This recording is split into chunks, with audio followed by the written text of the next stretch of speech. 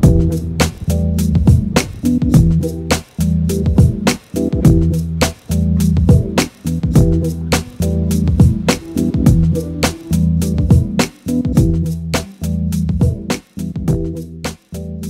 morning. I wanted to show you guys something that we're installing on the van today that will help with sagging in the rear.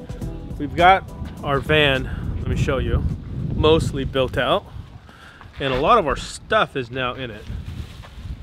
Our beds, our gear, all the furniture, cabinets.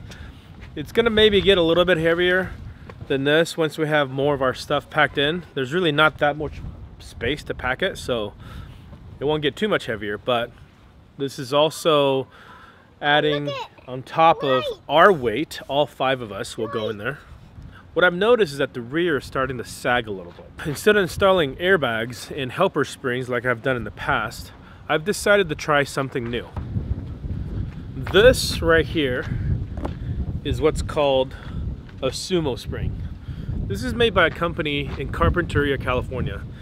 They're called SuperSprings. They used to make helper springs to traditional metal leaf springs.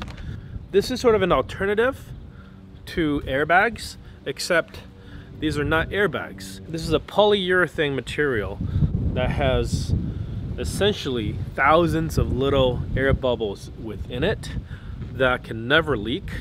And they also have this kind of progressive spring rating in that at the beginning it's relatively easy to compress, but as they get smaller and smaller and smaller, in that as the weight gets applied, the more weight that you apply, the harder it is. So it's kind of like a progressive spring, and they're constantly engaged, and they're really easy to install, which I'll show you today. And the other nice thing is that you have this upper portion and this lower portion that install separately.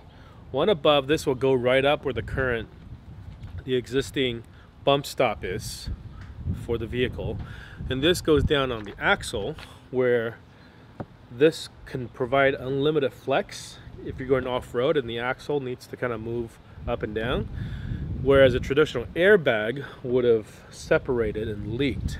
And this also requires zero maintenance. There's no air to leak, there's no air line to connect, there's no compressor to use. So in theory, this would just go in, install it once, and it will work for the life of the polyurethane, as long as nothing else breaks. So I'm going to install that today. I've actually already got one side installed, the driver's side. This is the passenger side.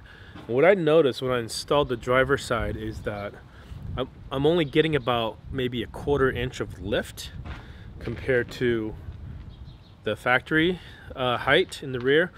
So what I did is I called up SuperSprings and I ordered a 1-inch spacer. So essentially what you do is you add the spacer to the bottom of the bottom spring, so it lifts it up a little higher. So I should get about 1 inch of additional lift. So I'll show you what that looks like. Here's the bottom spring. Here's the spacer. This is basically just a machined out piece of plastic of some kind. It goes under, and they send you larger screws, which surprisingly I had to pay for this separately.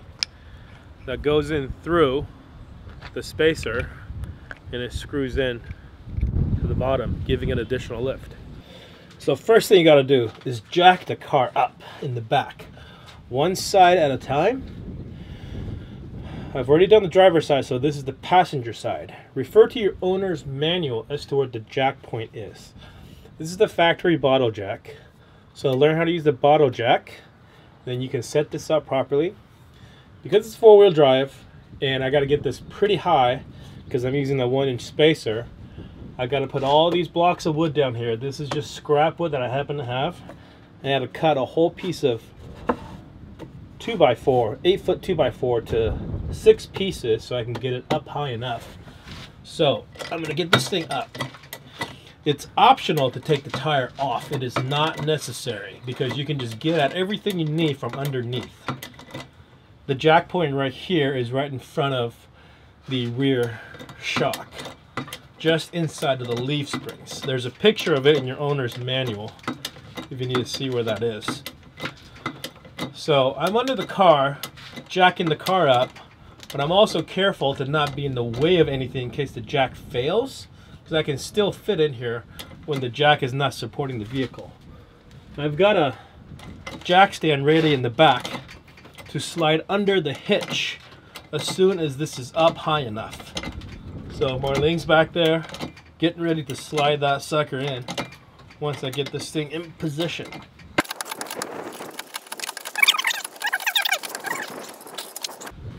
Oh yeah, make sure you chock the front and the back of your front tires, especially if you're on uneven ground. Try to do this on even ground. And also engage your emergency brake. There we go, jack stand is in. So now, tell me when it's all good, supported. Okay, now I'm gonna just slowly release the jack a little bit so that the jack stand is bearing some of the weight. Okay, so now I'm looking at the right rear leaf spring pack. You can see there's a little spacer here to get it up to the four-wheel drive because this is a four-wheel drive model. There's the factory bump stop. There's the factory bump stop. I don't know what this is called. But this is the opposite, so this is where the bump stop engages on the top of the axle. There's a bracket, and this bracket goes in between the bracket for the sway bar. So in order for my parts to go in, which I'll show you what it's supposed to look like on this side, that's how it's supposed to look when it's done. Right now it looks like this. So this needs to come off, this needs to come off, which means the bracket needs to come off.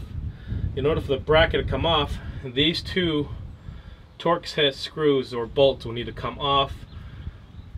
And then once that comes off, you can just slide this bracket right off with this this bump stop piece on the opposite side along with it. So I'm going to do that, and I'll come back and show you what it looks like. And by the way, if you don't have a big Torx head bit, I've got this big hex Allen wrench that happens to work. Just be careful and don't strip that. Find one that's a good fit. If not, go and get yourself a Torx head bit. Okay, real quick note. I got one of these undone. As I'm doing this, I realize that you actually want the tire engaged with the ground first when you take this part off, because otherwise this will come flying off, and this will have pressure built up in it because the tire is off the ground. So make sure you drop it so the tire is engaged with the ground first. Remove this and then you jack this tire back up, okay? That's important, remember that. As you're undoing this bracket, make sure the tire is on the ground.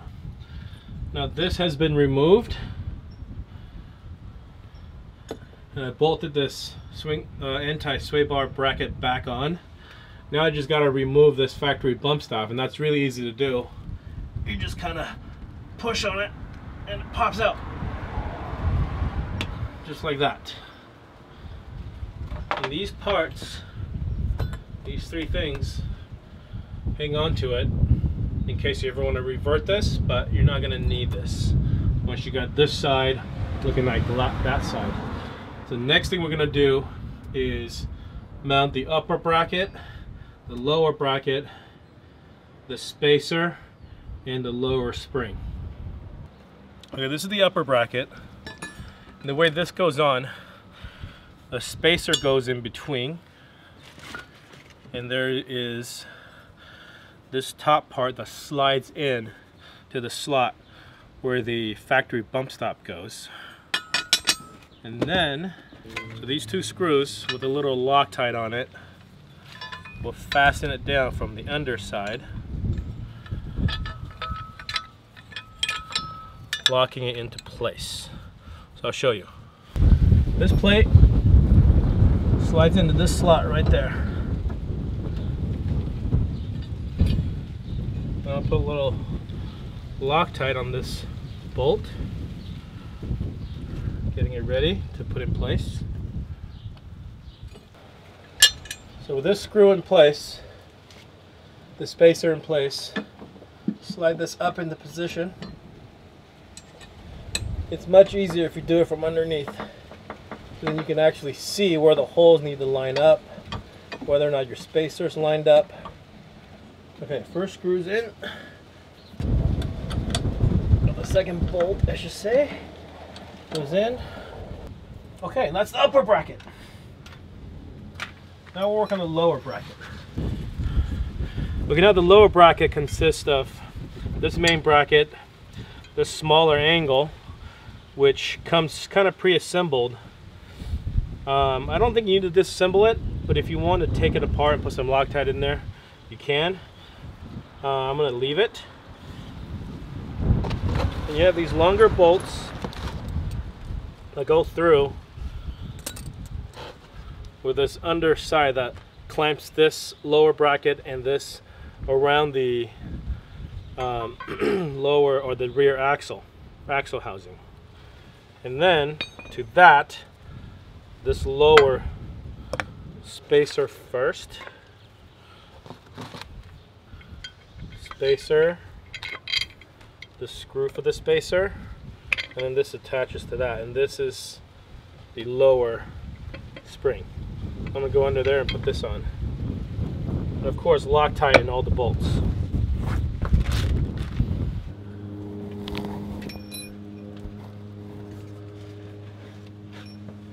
This goes on like this.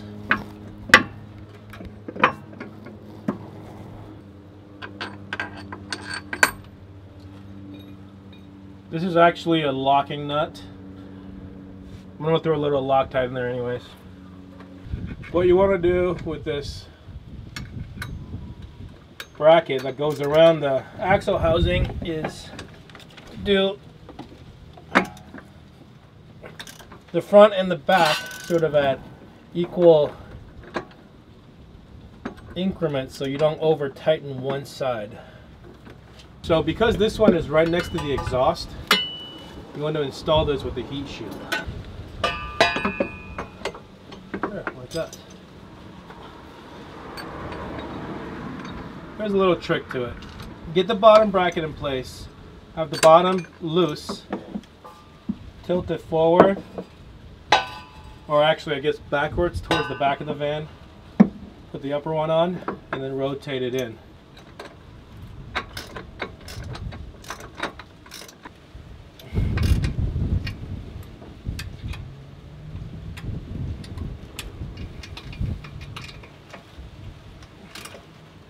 Okay, once the upper one is in place, not bolted to the top yet, bottom one's tightened, on the passenger side, and put this heat shield between the spring and the upper bracket so the heat from the exhaust doesn't overheat the polyurethane spring and cause it to deform. I'm going to come outside and finish the top portion and then we should be done.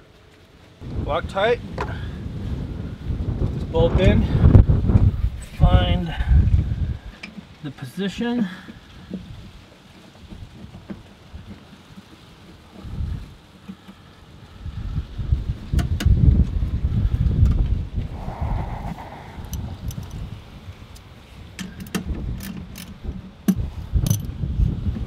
get everything kind of positioned how you want it.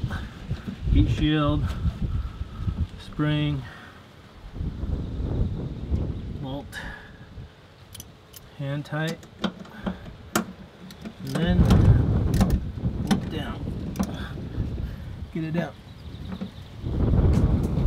Pretty snug. Okay, I think we're done.